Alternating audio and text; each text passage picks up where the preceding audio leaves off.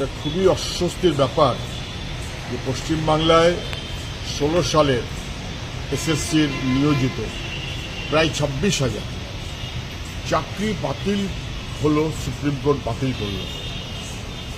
High court এই order দিয়েছিল এবং হাইকোর্ট যা বলেছিল সুপ্রিম কোর্ট তাকে কার্যত মান্যতা দিয়ে বলল যেটা এমন ধরনের অপরাধ হয়েছে, দুর্নীতি এত ভয়াবহ এবং গোটা নিয়োগ প্রক্রিয়াকে যেভাবে কলুষিত করা হয়েছে, এটা রিপেয়ার করার মতন কোনো সুযোগ নেই। 1 বছর সময় পেয়েছিল আমাদের রাজ্যের সরকার যে কারা যোগ্য কারা যোগ্য না তা স্পষ্ট করুন।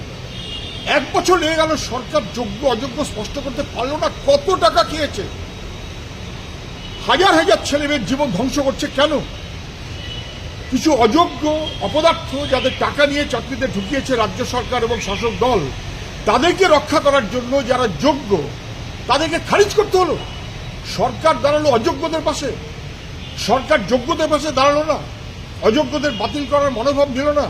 সরকারের অপদার্থতা, তার জন্য এই সমস্ত চাকরি প্রার্থীরা, চাকরিজীবীরা কার্যত তারা বাতিল হয়ে গেল। 3,000, 4,000, 5,000, 6,000 তাদের খারিজ করাটা উচিত ছিল, সরকার করল না বলে আজকে সুপ্রিম কোর্টে আমাদের রাজ্যের মুখ পুরল। শুধু না, আমাদের ছেলে মেয়েগুলো তাদের কি হবে, তাদের টাকা ফেরত দিতে বলেছে, তাদের টাকা ফেরত দিতে বলেছে।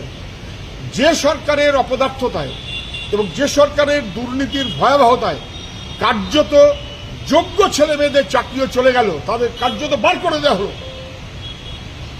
লাথি মেরে এই সরকারকে বাতিল করা উচিত, লাথি মেরে এই সরকারকে বাতিল করা উচিত। যারা যোগ্য ছেলে মেয়েদের পেটে লাথি মারল এইভাবে, তাদের টাকা ফেরত দিতে বলেছে, ভয়াবহ, ভাবাই যায় না। হাইকোর্ট বলেছে নির্দিষ্টভাবে যে যারা মন্ত্রিসভা এই অপরাধের সঙ্গে যুক্ত আছে তাদেরকে সিবিআই হেফাজতে নিয়ে প্রয়োজনে তদন্ত করুক, সেটাই জরুরি ছিল। সুপ্রিম কোর্ট এখনো সে ব্যাপারে কিছু বলেনি, বরং তাদেরকে অবিলম্বে হেফাজতে নিয়ে হাইকোর্টের অর্ডারকে মান্যতা দিয়ে সুপ্রিম কোর্ট হেফাজতে নিয়ে তদন্ত করতে বলুক। যারা টাকা খেয়েছে তারা বহাল তবিয়তে মন্ত্রীর দপ্তরে বসে থাকবে, সরকারের দপ্তরে বসে থাকবে, টাকা পাহাড় করবে, তারা ছাড় পাবে, আর যোগ্য ছেলেমেয়েরা বাতিল হবে। এ কখনো হতে পারে না। সরকারের অপদার্থতার জন্য এই ঘটনা ঘটেছে। অবিলম্বে দ্রুত 3 মাসের মধ্যে নিয়োগ প্রক্রিয়া করতে বলেছে। আমি জানি না রাজ্য সরকার তা পারবে কিনা।